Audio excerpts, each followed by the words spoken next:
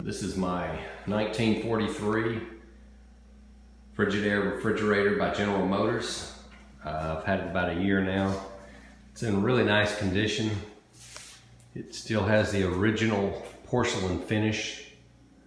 The only thing I've done to it so far is the wiring in it was in pretty bad shape because it's almost 80 years old. Matter of fact, here's the wiring that I have right now. Take a look at this. It's probably not safe. It's horrible. I mean, you can it just crumbles. And I found out later after I wired it, it has asbestos in it. But I've replaced all of that. Let's see.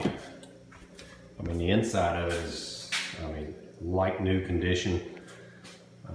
The only other thing I'm going to have to do to it is the door seal is not in the best condition.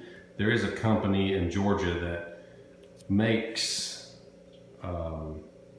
replacement door seals for antique refrigerators.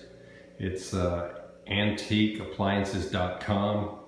They're expensive, but if you have to have them, you have to have them. I did find out that they didn't make this particular one, but they said what they normally do is the very outer edge that runs around the perimeter, they cut it off, and then there's another gasket that looks like this one. You'll have to glue it to the door, which I'm not crazy about.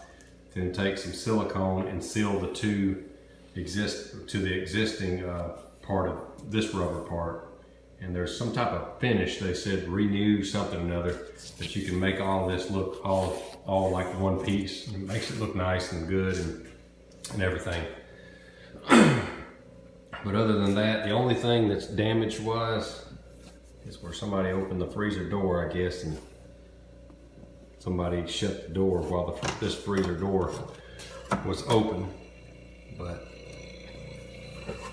I just plugged it up. I don't leave it plugged up all the time. It's just in my shop. But yeah, I think it is missing one of the crisper drawers. Maybe, I think it had a little half shelf right in here. You got the drip pan right here, which has a hole in the back, I guess for defrosting, and you can put a pot in there or something to collect the water. And for those people who don't know, this is called a cold wall. And the reason I found out that they called it a cold wall, because you've got your evaporator coil in here, where you have your refrigerant lines running through this, but it also has your refrigerant lines running down the sides and the back of the box to have more even temperatures. And this thing right here, it's what it's trying to do is keep it sealed to the freezer up here, so you won't have to defrost it as much if you can keep the moisture every time you open the refrigerator from getting to your evaporator. It won't ice up as bad, and you won't have to defrost it as often. Other than that, that's pretty much it on the inside. I don't plan on doing anything else with this other than the door seal. Now later I may replace this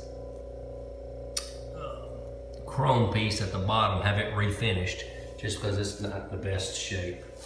Down here in the bottom you have like a storage area for like dry goods or something, and it comes off.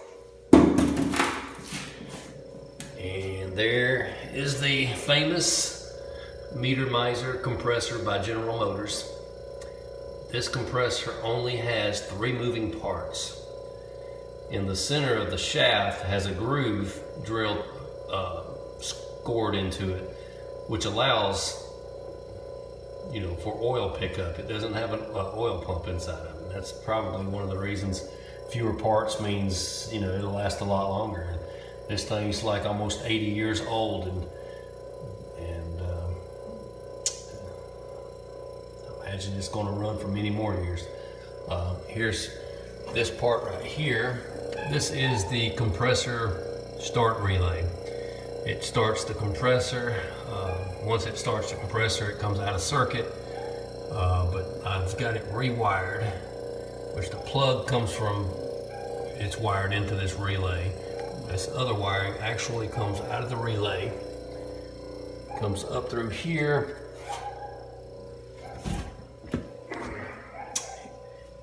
You take off this plate right here, all these trim pieces around, and the wiring runs up through here, all the way up the fridge, comes across, goes to the thermostat,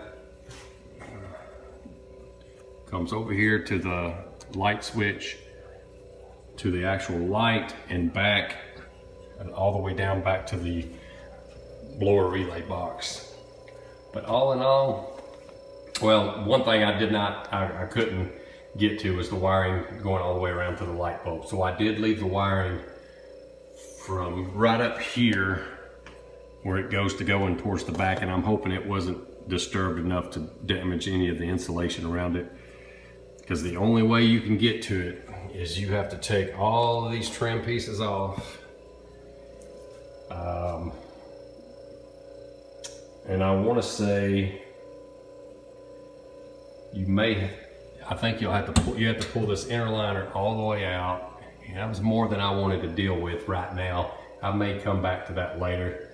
I wasn't certain. I hadn't looked at it enough to see. It looks like you'd have to cut the refrigerant lines, pull the Freon out of it and everything. Once you start doing all that with these old compressors, who knows? I mean, it's working fine. Once you open up one of these old compressors, I mean, who's to say what it'll do to it? Other than that, that's about all for this video on the 1943. I'm pretty certain it's either a 42 or 43 Frigidaire by General Motors. Thanks for watching. Bye.